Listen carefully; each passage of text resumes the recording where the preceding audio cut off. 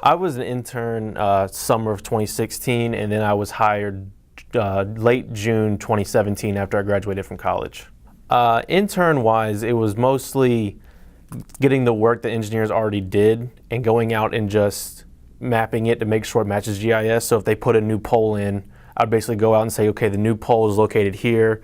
It's a 2016 pole. It's this tall. That way the GIS map matches up to the work they did. I'm doing a lot of preventative maintenance, so I'm going out and seeing these poles are old, so I'm changing them out, seeing if there's any damages in any voids breaking, they're chipping any termites getting to them, replacing them, and I'm getting more into doing underground work, reconductoring neighborhoods and running services to houses and new neighborhoods, installing new transformers, things like that, mostly using GIS.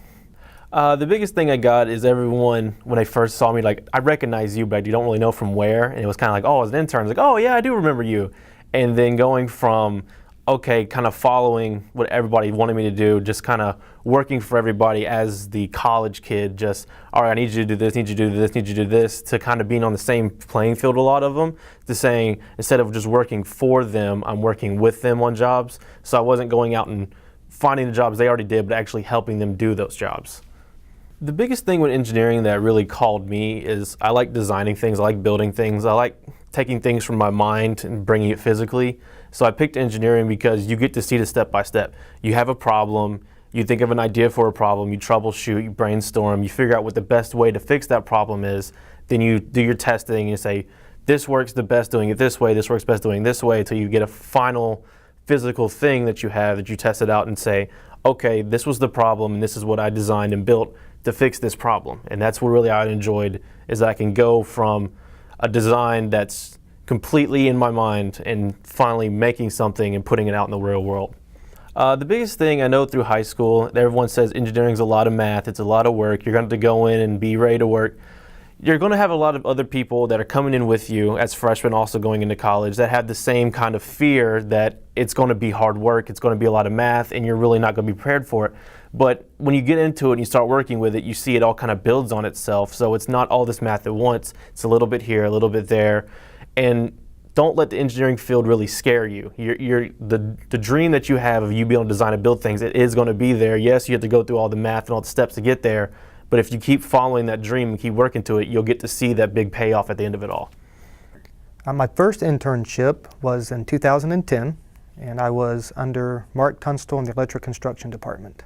I was assigned a task of going through a lot of outage records and creating a database on what caused the outage, whether it was an animal or a car accident were the main two reasons.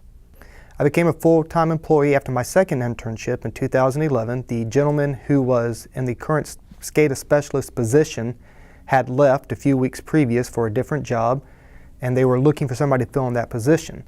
And seeing that I'd already interned for 2 summers, I was somewhat familiar with it. They offered me a full-time position, which I gladly accepted.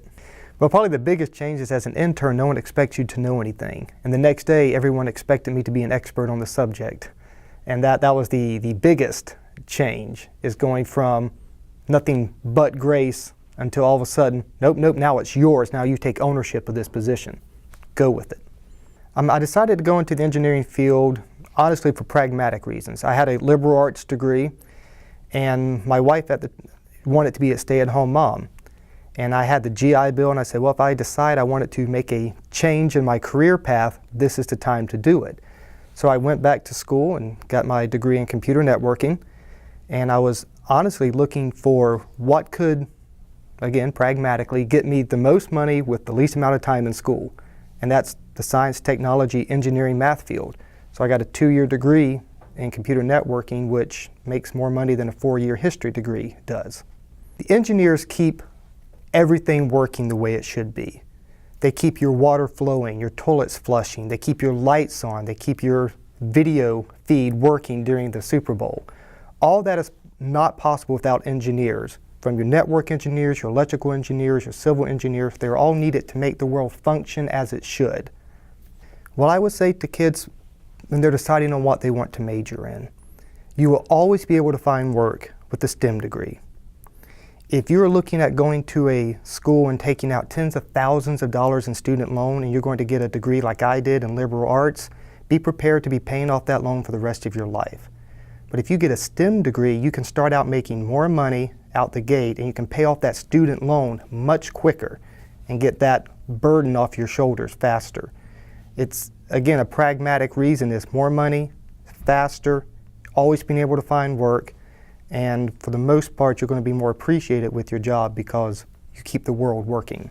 I do enjoy what I do. I couldn't have the lifestyle that I have now. I couldn't have the time I could spend with my family that I do now if I were teaching. I'd be working more hours for honestly less money than the job I currently have.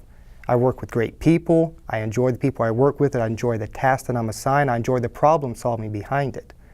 So this is a great job, and I do really enjoy it.